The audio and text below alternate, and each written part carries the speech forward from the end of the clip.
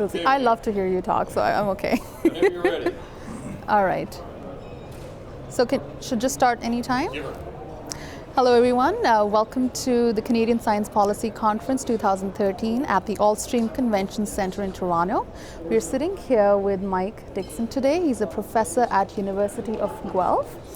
We just ended a panel on engaging students in science. It was a very interesting discussion, and we're sitting here with Mike today to talk a little bit more about what he does and how he got interested in the panel today and Canadian Science Policy Conference in general. So Mike, would you elaborate on what you do, how you got interested?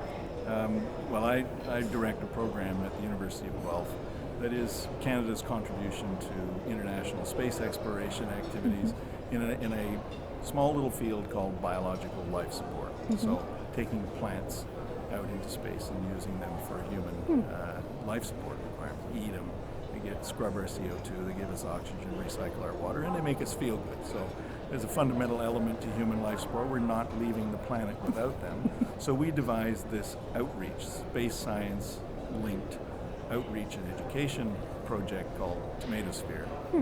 And it's sort of linked into the Canadian science curriculum across the country in grades, well, from primary schools to even through to high schools, and has engaged almost 3 million students in the last decade or so. Oh, wonderful. And this year, 15,800 and some classrooms across Canada engaged. And now, and basically we put seeds into space because that's the fundamental basis of the plants and the life support system. And we ask really simple fundamental questions, like if I put a seed on the International Space Station and mimic the duration of a transit mission to Mars, 6-7 months, something like that, what's going to happen to the seeds? Do they still work? Is my life support machine still going to be functional? So it's a very fundamental, tiny science question that is absolutely necessary to answer.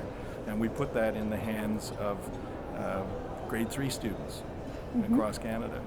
And so really early on. Yeah, we're shamelessly recruiting, clearly. And I tell them in talks when we go across the country. I travel with Bob Thirsk and go across the country, talking to primary schools and secondary schools.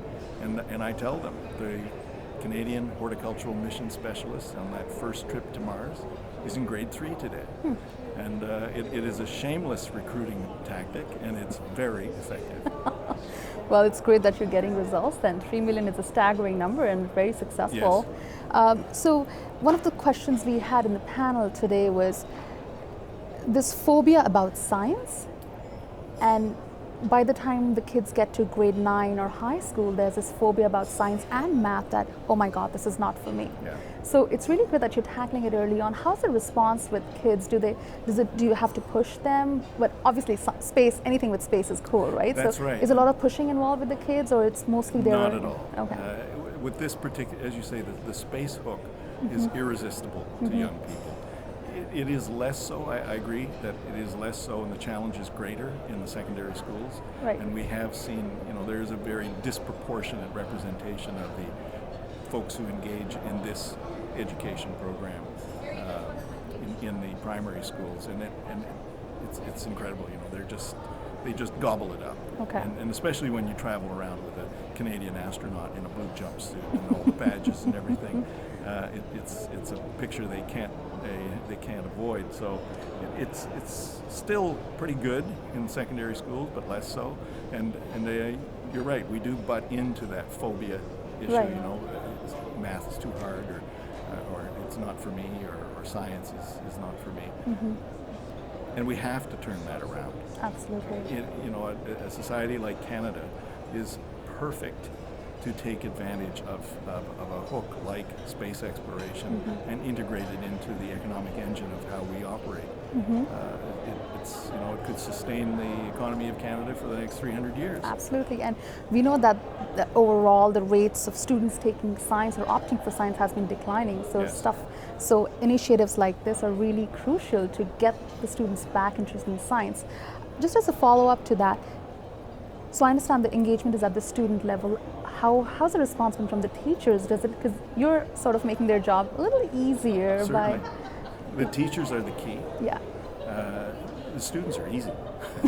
Quite frankly, but the teachers are the key, and indeed it is the teachers who we have sold it to, largely on the basis of we link the tomatosphere curriculum in plant science, space science, nutritional science, scientific method of investigation. The curriculum in the tomatosphere website is 400 or 500 pages long. Oh. So you can pull pieces of it that link directly with what you are as a teacher mandated to deliver in grades 3, 4, 5, and 6, and 8, 9, and 10, depending on when the space science piece comes in. And so right. we've hooked it to the Pan-Canadian science curriculum, which is now in a process of evolving to the next generation of curriculum across Canada. And so we have to stay attentive to that evolution and continue to connect the tomatosphere curriculum in science to what Canada expects. That's wonderful. It's a big challenge.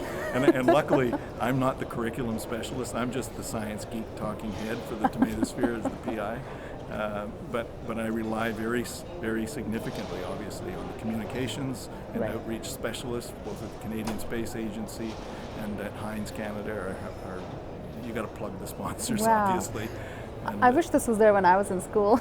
Well, you see, I wish that forums like this were there when we started Tomatosphere 12 years ago, because we were just winging it. We learned a lot, and linking the curriculum issues was something we picked up at the early stages. But to have a policy context within which to develop the agenda and to develop the program and to prioritize the access to teachers and the different, and especially the secondary schools, to have this kind of this didn't exist when we started. Yes. So this is great. It's great. Actually, that answers the next question I was going to ask: is how's your experience been at the conference today, and are there any other topics you'd like for us to bring back next year? Well, this is brand new for me, so I'm learning. This is the first time I've attended this conference. I understand this is the fourth or fifth. This is the fifth one. The fifth one, and so it's sorely needed in Canada, and Canada is exactly the kind of place where a science policy can be exploited to better just about everything we do. So. Absolutely. On that note, I'd like to thank Mike Dixon for being with us here today and reporting live from the 5th Canadian Science Policy Conference. Thank you for watching. Thank you. Thank you, Mike.